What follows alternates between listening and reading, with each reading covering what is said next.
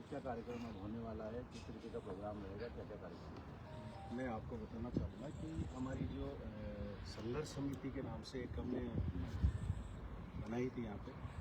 तो पहले हमारा जो सर्व समाज का जो जयपुर में जो प्रेस कॉम्प्लेक्स जो की थी, तो प्रोग्राम पहले हमारा जयपुर में ही तय था। बाकी जो हमारी समिति ने अब निर्णय लिया है पूरी ने कि पहले यहाँ से जो हमारे जितने भी जो लोकल लोग थे देवली उनियारा के, तो इनकी इच्छा थी कि ये प्रोग्राम हमारा यहाँ पे, जहाँ पे अन्याय हमारे देवली उनियारा के अंदर हुआ है, तो ये प्रोग्राम हमारा जो सबसे बड़ा अगर आंदोलन हो तो यहाँ से शुरुआत हो, जयपुर में इसके बाद में रूपरेखा बनाई जाएगी। तो हमारी समिति ने अभी ये निर्णय लिया है, पूरी संघर्ष समिति ने, जैसे हमारे प्रहलाद जी गुंजल साहब है, केसी गुमरिया जी है, और हमारे जैसे आरडी साहब है, चौथमल मीणा है, हमारे सरपंच संघ के ब्लॉक अध्यक्ष, रामदेव जी है, याद राम जी है, और हमारे साड़क राम जी है, पंकज जी जोशी है। इसमें आज आप देख रहे होंगे कि यहाँ पे जितने भी जो लोग हैं, ये कोई मीणा समाज के लोग नहीं, ये सभी समाजों के लोग यहाँ पे हैं। और यही प्रेस कॉन्फ्रेंस जो वार्ता हुई थी हमारी, वहाँ भी सारे समाज के लोग हमारे इकट्ठे थे। और ये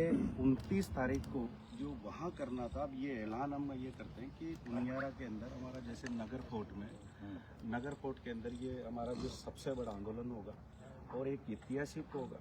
अगर सरकार अगर जो टाइम से या तो 29 तारीख से पहले अगर हमारी जितनी भी जो तमाम मांगे हैं जो मान ले, वरना इतना आंदोलन मैं आपको बता दूं कि आज से पहले टोंक ज़िले के अंदर इतना बड़ा आंदोलन नहीं हुआ होगा जो अब होगा। मैं आपको नगर फोर्ट में कहाँ होगा ये आंदोलन, किस तरीके का आंदोलन की रूपरेखा क्या रहेगी, क्या करेंगे उसमें?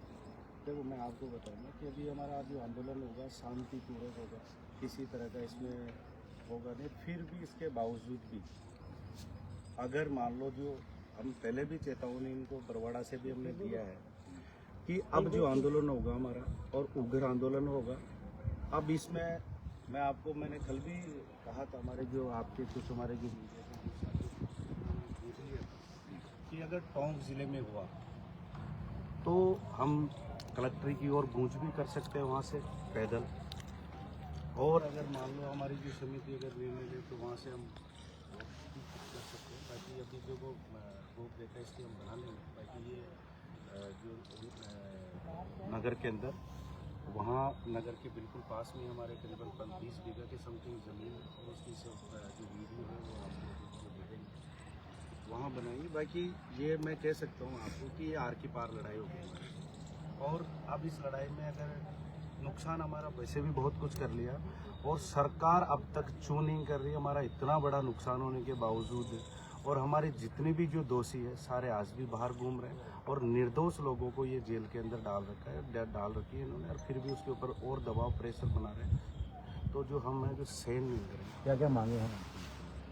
देखो, फर्स्ट तो हमारा जितना वहाँ पे जो समरावता गांव के अंदर जो नुकसान हुआ है, उस पूरे जितने जो मकानों के टूट फूट हुई, बाइक हमारी जली, गाड़ी 4 व्हीलर हमारी जली, तो वो तमाम जितना हमारा वहाँ पे खाने का जो अनाज है, वो अनाज तक भी हमारा चल गया। वहाँ पे जानवरों के लिए जो चारा था, चारा हमारा जल गया। इतना करीबन करोड़ों का जो नुकसान हुआ है। रहने के लिए जो मकान थे, पूरे मकान हमारे इन्होंने तोड़ दिए, और सारा इसके बाद प्रशासन खुद जाके देख के इनकी आंखों से आ गए। और मैं बताऊँ, जब कलेक्टर मैडम से हमारी वार्ता थी, तो कलेक्टर मैडम ने हमारे करने कहा कि अब तो उनको साफ़ करवा दो। क्यों साफ़ करवा दें कि जब तक जितनी भरपाई है आप नहीं करोगे, वहाँ से एक कांच की जो है उसको भी साफ़ नहीं करेंगे, क्योंकि तमाम हमारी जितनी भी एजेंसी है सबको दिखाएंगे कि कितनी टूट फूट हो रही है, गाड़ियाँ सभी उनको पड़ती लेंगे। तो जितना जो हमारा मुआवजा बनता है, तो पहला तो हमारा जो मुआवजा बनता है कि समरावता गांव को तो पूरा न्याय मिलना चाहिए। एक इसके अलावा जो हमारी जो दूसरी मांग है, वो न्यायी जांच होनी चाहिए, जो शुरू से हम लोग कर रहे हैं। उससे प्रशासन अपना पैर पीछे हटा रहा, न्यायी जांच नहीं करवा रहा है। क्यों नहीं करवा रहा? वहाँ पे हमारी जितनी भी जो माता है, बहन है, सबको रात के अंदर इन्होंने जो घर में घुस के और लाठी फाटे, उनके कपड़े तक उन्होंने शरीर पर नहीं रखे, इस तरह की दुर्दशा इन्होंने की। ये मैं आपको बता दूं, जहाँ कोई आतंकवादी किसी गांव को अगर घोषित भी कर दे तो वहाँ भी इस तरह का काम नहीं करते। और ये राजस्थान की और बीजेपी सरकार की पुलिस ने वो काम किया जो बिल्कुल एकदम शर्म आनी चाहिए कि इस तरह का उन्हीं के लोग हैं। ये जो पुलिस वाले ये कहाँ से बनते हैं? ये भी तो हमारे बीच से बनते हैं। इनको शर्म तक नहीं है, हमारी माता बहनों को सबको, जो आप लोग अच्छी तरह आप लोगों ने देखा, और इतना डंडे उन्होंने बरसाए, और अब उसके बावजूद भी सारे लोग बाहर घूम रहे। तो ऐसा नरेश नहीं मीणा की है। रिहाई की भी मांग है इस मामले इसमें। हाँ, नरेश मीणा की रिहाई की मांग भी रखेंगे। मैं आपको बताऊंगा, दो हमारी जो मांगे हैं, ये प्रमुख मांगे हैं। न्यायिक जांच होनी चाहिए, समरावता के जितना नुकसान हुआ पूरे उसकी भरपाई होनी चाहिए, और उसके बावजूद जितने भी हमारे जो निर्दोष हैं, हमारे निर्दोष लोगों को, जिनको ये जो जेल में डाल रखा है, तो वो जितने भी हमारे निर्दोष लोगों को पूरे सबको रिहा करना चाहिए, और उनके ऊपर जो झूठे जो मुकदमे जो इन्होंने लगाए, 307 जैसी धाराएं इन्होंने लगा दी, जबकि इस तरह के किसी के नहीं लगी। बाकी इन्होंने, क्योंकि पुलिस ने अपना काम कर दिया कि जितना इनको रगड़ के फांक दो, बिल्कुल उनकी इच्छा ही जो लगा दी। मैं आपको ये कहना चाहूँगा कि कानून सबके लिए बराबर होना चाहिए। मान लो उनके लगे इतने, हमारे बच्चों के भी आज जेल के अंदर, जो हमारे बच्चों का ये बाहर नहीं निकालने दे रहे उनको, ये हमारी जमानतों को खारिज करवा रहे हैं हमारे बच्चों की, क्योंकि किसी की टांग टूट रही, किसी का हाथ टूट रहे हैं, क्योंकि इनको पता है टाइम से निकाल देंगे तो फिर ये जाके मुकदमे दर्ज कराएंगे, जाके खिलाफ बोलेंगे, तो इनको डर लग रहा है, इसलिए किसी को बाहर नहीं आने दे रहे हैं। आज भी ये बिल्कुल इनकी जितनी भी जो ताकत है, प्रशासन और गवर्नमेंट जितनी भी ताकत है, पूरी ताकत लगा रखी है कि इनकी किसी भी तरह से इनकी जमानत नहीं हो। और मैं ये कहना चाहूँगा कि जमानत इनको, ये क्या जमानत न्यायपालिका है, न्यायपालिका में हमें विश्वास है पूरा, जमानत तो हमारी होगी। बाकी अगर ये समय से, अगर जो प्रशासन अगर अपनी हरकत से अगर बाहर नहीं आया, तो मैं आपको बता दूंगा जितना भी नुकसान अगर अब होगा, उसका समस्त जिम्मेदार यही टोंक का जो प्रशासन है ये होगा। मैं आपको बता दूँ कितने लोगों का रक्षा रखा गया है इस तारीख को? हमारा जो लक्ष्य है करीबन 2 लाख से भी ज़्यादा लोग आएंगे यहाँ पे, और मैं आपको बता दूँ 2 से भी ज़्यादा लोग आएंगे, और बाहर से लोग आएंगे, हमारा मध्य प्रदेश से, जहाँ जहाँ भी पूरे राजस्थान से, हर जिले के अंदर सर्वे समाज के लोग, सबकी डिमांड है, और सब लोग एक बार इस धरती में आना चाह रहे हैं जहाँ पे इतना बड़ा जो कांड। कितनी तारीख को होगा प्रोग्राम? ये 29 तारीख को प्रोग्राम होगा, और जो प्रोग्राम वहाँ किया तो डेट हमारी वही है, 29 ही है। बाकी जगह जो जयपुर, जो पहले संघर्ष समिति ने जयपुर रखा था, अब उसको सिर्फ यहाँ पे लोगों की जो मांग थी, उस मांग को देखते हुए यहाँ पे देवलिंगरा में। देखिए, प्रहलाद गुंजल साहब तो खुल के सामने आए हैं, क्या और कोई भी नेता इसमें खुल के आपके साथ सामने आ रहा है उस दिन इस महापंचायत में आपकी? मैं आपको बताना चाहूँगा कि देखो, प्रहलाद जी तो हमारे साथ में खुल कर, मैं तो ये कहना चाहूँगा जितना भी जो विपक्ष है, जैसे जो इन लोग, इनको भाग लेना चाहिए, हमारा तो काम उनको कहना, बताना। अब आए या नहीं आए तो उनकी मर्जी है, तो फिर भी इसमें बड़े लीडर शामिल होंगे और भी, और उनसे हमारी बात चल रही है।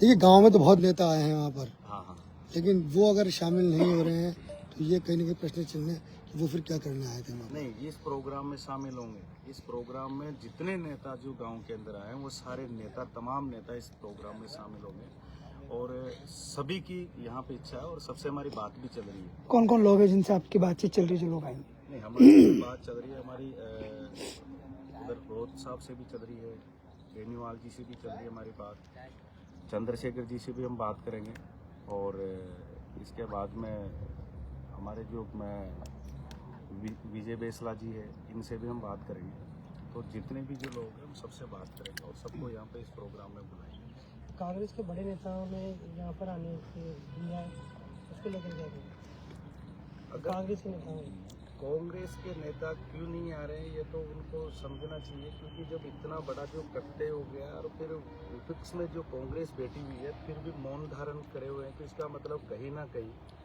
मैं तो ये कहूँगा कि कांग्रेस और बीजेपी दोनों का एक छुपा छुपी का जो रास्ता है वो बना हुआ है इनका, कि ये गलत करे बीजेपी वाले तो कांग्रेस वाले नहीं बोलेंगे, और कांग्रेस वाले बोलेंगे तो बीजेपी वाले नहीं बोलेंगे। तो ये बिल्कुल साफ जाहिर है। और मैं आपको बताऊँ, इसका जो असर है, ये 2028 में जब इनका जो पूरे राजस्थान, पूरा मैं कह रहा हूँ पूरा भारत देख रहा है, इतना बड़ा जो कांड हुआ है, ये पूरा भारत देख रहा है कि कौन आदमी उनके बीच में गए। आज अगर मान लो मैं नेता हूँ, और मैं जनता के बीच में नहीं जाऊंगा उनके दुख दर्द में, तो मैं किसका नेता हूँ? इसका मतलब मैं मेरी रोटियां सेक रहा हूँ। तो हम लोग आम आदमी है, और आज हम नेता चुन के भेजते इनको, और फिर भी अगर ये हमारी टाइम से संभाल नहीं पहुंच रहे, तो ये खाई को नेता, इसका मतलब ये सब भ्रष्ट है और इन्हीं का कराया हुआ प्रशासन के ऊपर इनकी शेष, जितने भी जो नेता है, कहीं ना कहीं इनका हाथ है। इन नेताओं में सचिन पायलट भी शामिल हैं, सचिन पायलट समेत बड़े नेता भी शामिल हैं, तो के लोकल नेताओं से मैं व्यक्तिगत किसी के लिए नहीं कह रहा हूँ, मैंने ये कहा कि जितने जो कांग्रेस है या बीजेपी है, मैं तो दोनों दलों को कह रहा हूँ कि दोनों के लोग वहाँ पे जो प्रमुख नेता है कोई भी नहीं गया, तो उससे साफ जाहिर होता है उससे। 29 तारीख को फैसला लेंगे, निर्णय का आगामी क्या निर्णय रहेगा उसमें? नहीं, मैं महापंचायत में इसके बाद में वहाँ पे हम फैसला लेंगे, आगे हमें कहाँ कूच करनी है, और वहाँ यहाँ पे हमारा जो लक्ष्य है वो पूरा रहेगा, क्योंकि महापड़ाव ये मैं आपको बता दूं कि अगर मांगे नहीं माने तो हो सकता है ये हमारा जो आंदोलन है ये 1 दिन की जगह 2 दिन भी हो सकता है।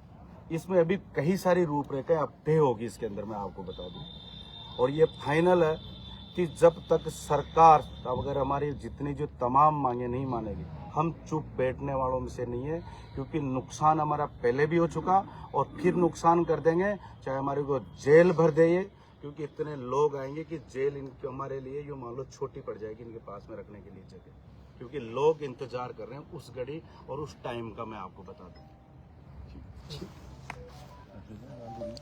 और आरडी साहब बोल रहे हैं।